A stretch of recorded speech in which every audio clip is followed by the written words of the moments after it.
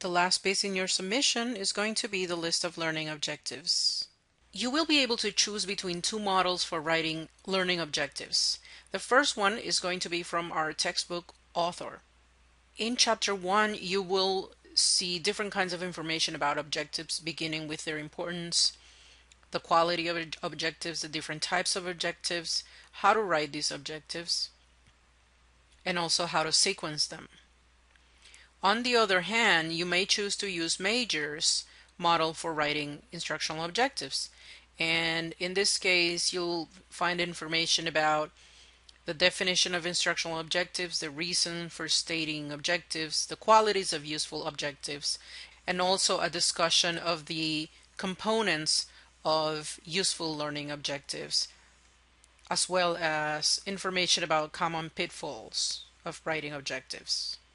You can choose whichever model you like for writing your learning objectives, whether Horton or Major.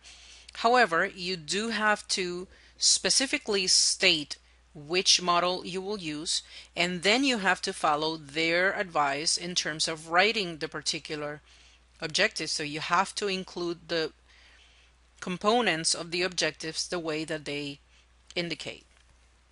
Now, there are some areas of difficulty when it comes to writing objectives, especially at the beginning. One of them is the verb.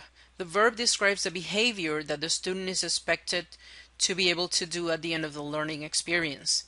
You will see that there are lots of assistance on the web about the different kinds of verbs depending on the level of difficulty of the skills you're trying to teach. But even those lists include words like understand and know and familiarize, and those words that really don't help you really determine that a person knows something. For example, if they say they understand the difficulties in writing an objective, well, how do you know that they understand? If you cannot answer that question quickly, then you won't be able to determine that they learned this.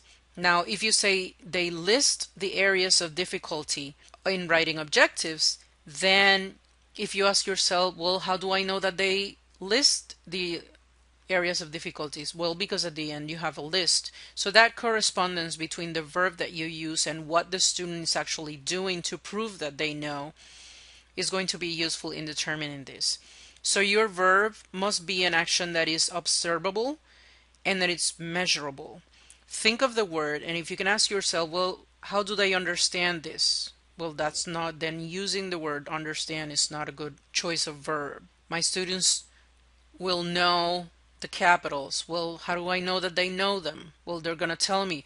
Then use that particular verb in writing your objective. The other issue or area of difficulty is a compatibility between the objective and the assessment. There's a passage from Major's book that provides a good way to understand this piece.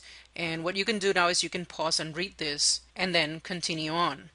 So as you see, when you're writing your learning objectives, are you focusing on knowledge, on verifying the students learned something? If your learning objective has to do with knowledge, is your evaluation testing knowledge?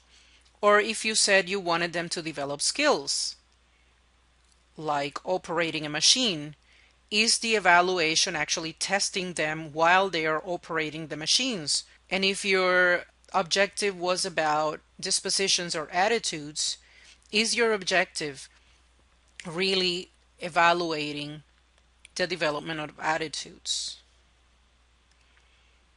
For example, if your learning objective asks the students to define the terms of so and so, then is your evaluation asking them to define the terms? If your learning objective asks the students to measure a length of something, is the evaluation asking them to measure the length, or is your evaluation asking them to talk about how to measure the length?